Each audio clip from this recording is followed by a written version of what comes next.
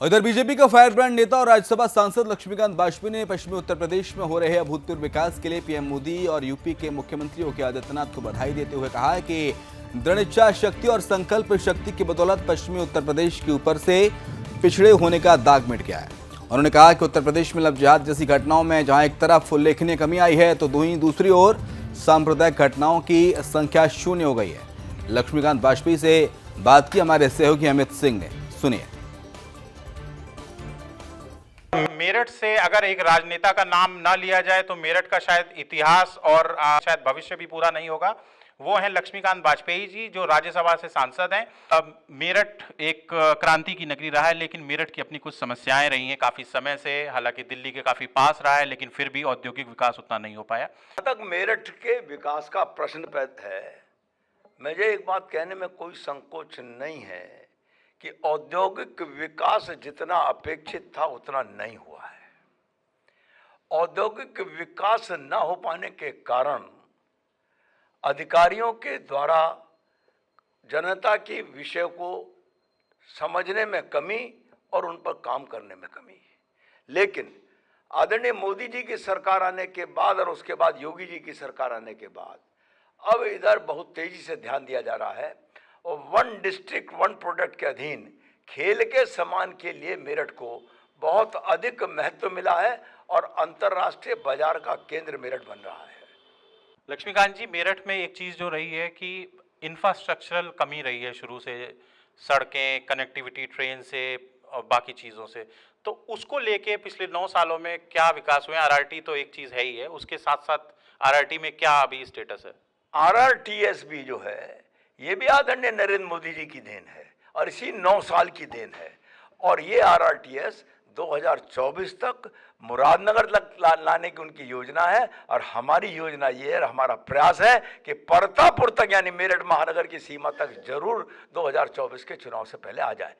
उसके अलावा ये जो एक्सप्रेस हाईवे बनाया गया है, जो पेरिफेरल बनाया गया है, ये पश्चिमी उत्तर प्रदेश में इसने औद्योगिक क्रांति और संचार क्रांति और सबसे बड़ी बात है कि पेट्रोल और डीजल का खर्चा कम और कम समय में अधिक दूरी तय करना। मैं अपना उदाहरण देना चाहता हूं। पहले 3.5-4 घंटे में हम दिल्ली जाते थे। आज मैं अपने घर की चौखट से पार्लियामेंट की चौखट तक 1 घंटा 15 मिनट में पहुंचता हूं अगर पीक आवर्स हैं, और 1 घंटे में पहुंचता हूं यदि पीक आवर्स नहीं है तो। स्पोर्ट्स यूनिवर्सिटी जो आदरणीय प्रधानमंत्री जी और योगी जी आए भी थे उसको उद्घाटन के, आपके लिए अभी थे वहाँ पे, तो क्या उसमें भी क्या काम चल रहा है? उससे भी कुछ फायदा होगा युवाओं को? मैं बता दूं, वर्ष 1999 में मैंने उत्तर प्रदेश विधानसभा में सरकार से आश्वासन लिया था कि इलाहाबाद में लड़कियों के लिए और मेरठ में लड़कों के लिए खेल का कॉलेज बनेगा।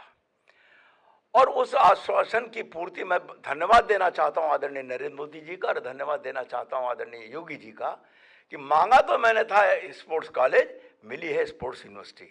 और फिर दोबारा धन्यवाद देना चाहूंगा योगी जी को कि ऐसा नहीं कि केवल शिलान्यास हो गया, 300 करोड़ रुपए की व्यवस्था बजट में इस वर्ष की गई है और 300 करोड़ रुपए रिलीज होगा तो इसका विकास होगा।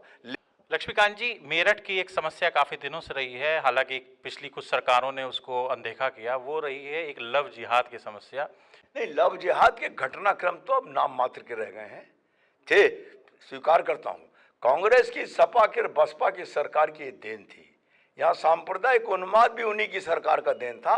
भारतीय जनता पार्टी की सरकार के आने के बाद सांप्रदायिक दंगे समाप्त हो गए हैं। भारतीय जनता पार्टी की सरकार के आने के बाद लव जिहाद की घटनाओं में बहुत कमी आई है, उल्लेखनीय कमी आई है।